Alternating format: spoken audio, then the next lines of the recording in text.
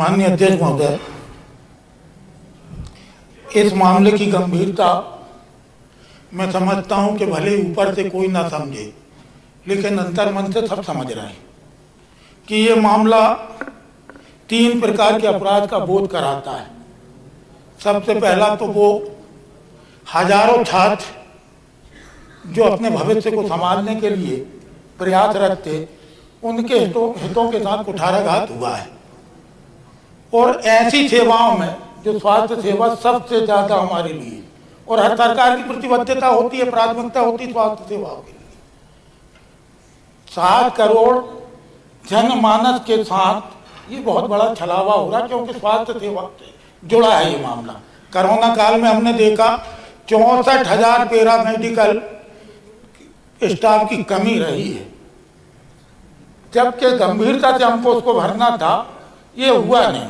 तीसरा, जो जांच एजेंसियां इसकी जांच कर रही थी, अब बाड़िए खेत खा जाए, इससे बड़ा उदाहरण क्या मिलेगा कि जांच एजेंसी इसमें अजीब प्रकार का व्यवहार कर रही, और कटघरे में जांच एजेंसियां भी खड़ी हुई हैं। जब सरकार में गलत व्यक्ति आ जाए, गलत लोग आ जाएं, तो फिर शिक्षा भी बिकती है और परीक्षा भी बिकती है। ये पूरे इस मामले में देखने को मिला है। शिक्षा भी बिकी है, परीक्षा भी बिकी है। बहुत विस्तार से जब बता रहे थे आदरणीय कैलाश भैया, हमारे वरिष्ठ भाई, वरिष्ठ सदस्य हैं, और उनके सामने सारी बातें हुई थी। मेरा सिर्फ 2-3 चूंकि सारे बिंदु बाहर लोगों ने अपनी बात की, जयवर्धन जी ने भी कह दी, हेमंत जी ने भी कह दी। मेरा तो सिर्फ ये पूछना, ये जानकारी लेना है कि इंडियन नर्सिंग काउंसिल ने जब 1972 में अधिनियम बनाया, उसके मुताबिक गठन होना था, और उसका नियम है कि चुनाव प्रक्रिया के साथ इसका गठन होना था। 2018 में यदि नियमों में संशोधन किया और स्टेट ने मध्य प्रदेश नर्सिंग काउंसिल बनाई, तो क्या उन नियमों का पालन किया? क्या नर्सिंग काउंसिल के रजिस्ट्रार की नियुक्ति लोकतांत्रिक माध्यम से की? जिनकी योग्यताएं नहीं थी, जिनके पास कोई क्षमताएं नहीं थी, स्टाफ नर्स को यदि आप बना देंगे तो फिर व्यवस्थाएं कैसी होगी? वही होगा कि जब गलत आदमी सरकार में आ जाए तो शिक्षा भी बिकेगी और परीक्षा भी बिकेगी। और ये पूरे प्रकरण में देखने को मिला है। 2018 के बाद खेल शुरू हुआ है। आप बिंदुवार देख लें, हमारे आरोप पत्र में हमने जो मांग की है उसमें बहुत स्पष्ट है कि 18-19 में कुल 300 कॉलेज थे, और 19-20 में, वो भी 20 मार्च 2020 के बाद 63 कॉलेज बढ़े। 2021 में 219 कॉलेजों को मान्यता दी। ऐसे समय पे जब कोरोना में हम सब देख रहे थे, आपदा में अवसर ढूंढा गया। ये क्या चिंता का विषय नहीं है? आज भी हम कहाँ बैठे हैं? 2019-20 में 448 से 2021 में सीधे 667 कॉलेज हो गए। ये क्या भ्रष्टाचार नहीं था? पूरी जांच एजेंसियां बोल रही हैं, सब चीख चीख के कह रहे हैं और फिर प्रूफ कह रहे हैं।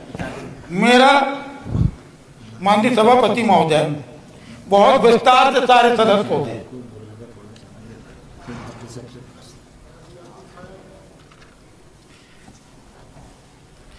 माननीय सभापति महोदय, मध्य प्रदेश 2022-23 में माइग्रेट फैकल्टी, अन्य राज्य की फैकल्टी रजिस्टर्ड की गई, जिससे फर्जी नर्सिंग कॉलेजों को मान्यता मिली। मध्य प्रदेश आयुर्विज्ञान विश्वविद्यालय के कुलपति, क्या इसकी जांच होगी? क्या इस पर कार्रवाई करेंगे? मध्य प्रदेश आयुर्विज्ञान विश्वविद्यालय जबलपुर के कुलपति अशोक खंडेलवाल और रजिस्ट्रार पुष्पराज बघेल 2020-21 के सत्र में फर्जी नर्सिंग कॉलेजों को फर्जी 2 नियम विरुद्ध सब मान्यता की दी गई। है हैरानी की बात है। बघेल के ऊपर ऑलरेडी, पुष्पराज बघेल के ऊपर लोकायुक्त के 5 मामले लंबित हैं। लोकायुक्त के 5 मामले लंबित हैं। तत्कालीन शिक्षा मंत्री, अब चूंकि बोला गया है कि नाम लेके नहीं, तो 18 के बाद इस पूरे उस पिक्चर में कौन सामने था ये भी सामने है। मंत्री जी की अध्यक्षता में बैठा कोई प्रमाण, जयवर्धन जी ने सारी बातें कह दी हैं। वो पत्र भी पटल में रख दिया है। 2020-21 में कॉलेजों की मान्यता, और फिर बड़ी विचित्र बात है कि स्टाफ नर्स सुनीता सिद्धू की आर्थिक अपराध प्रकोष्ठ में पहले से जांच चल रही है OW में। उसके बाद पेपर लीक मामले में जांच चल रही, उसके बाद उसको पहुंचा देना, तो दोषी कौन है? सरकार का क्या ये दायित्व नहीं? सरकार में बैठे जिम्मेदार लोगों का ये दायित्व नहीं? ठीक है, अब निर्णय करने की स्थिति में हमारे बहुत ही वरिष्ठ साथी बैठे हैं। क्या ये गंभीर विषय प्रदेश के लिए नहीं है? क्या गंभीर विषय नहीं है जो हमारी स्वास्थ्य सेवाओं से जुड़ा? हम यहाँ बैठ के हम ही दलील, हम ही अपील और हम ही जज, हम ही वकील। कम से कम सत्य को तो स्वीकार करें। ऊपर वाले की अदालत में वकालत नहीं चलती, और जब सजा हो जाए तो जमानत भी नहीं मिलती। ये 2018 से माननीय सभापति, एक शेर मुझे भी याद आ गया आपके लिए, आपने सुनाया था। हर बार इल्जाम हम पर लगाना ठीक नहीं, वफा खुद भी नहीं करते और इल्जाम हम पर लगाते हैं। माननीय कैलाश भैया, आपकी सरकार की स्थिति बता रहे, आपकी सरकार की स्थिति बता रहे हैं कि ये हुकूमत भी गजब का काम करती है। ये हुकूमत भी गजब का काम करती है। छीन लेती है आंखें, फिर चश्मा दान करती है।